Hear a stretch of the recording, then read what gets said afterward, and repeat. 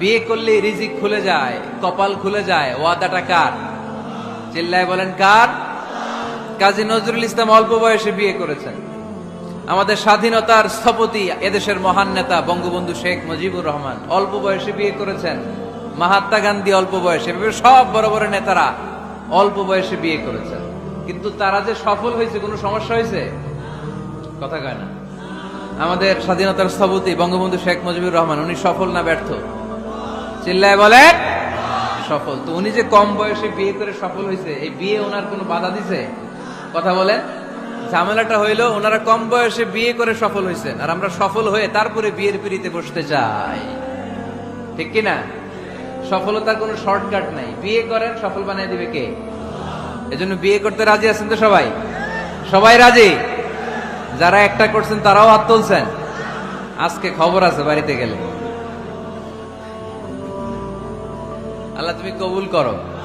এজন্য বিশ্বনবী সব সময় বলতেন ফাস্তাউসু বিন-নিসাই খায়রা, নারীদের সাথে ভালো আচরণ করো, কোমল আচরণ করো। নারীরা হচ্ছে কাচের গ্লাসের মতো।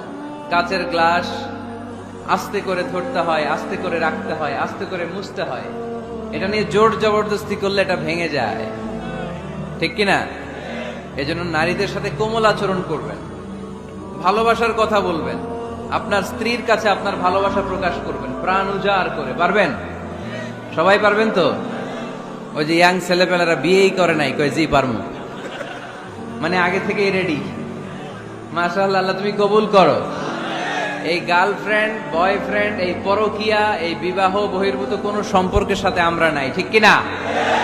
আমরা বিয়ের মাধ্যমে পবিত্র বন্ধন নিয়ে জান্নাতে যেতে চাই, কারণ বিয়ের বন্ধনটা এটা জান্নাতি বন্ধন।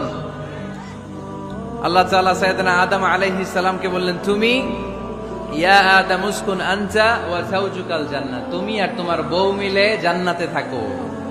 তার মানে তাদের বিয়ে হয়েছিল জান্নাতে, আর বিয়ের সম্পর্কটা জান্নাতি সম্পর্ক। আলহামদুলিল্লাহ পড়েন।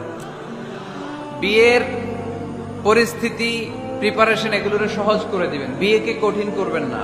আল্লাহর দোহাই লাগে, যে সমাজে বিয়ে করা কঠিন ওই সমাজে জিনা করা সহজ, আর যেই সমাজে বিয়ে করা সহজ ওই সমাজে জিনা করা কঠিন, ঠিক কিনা?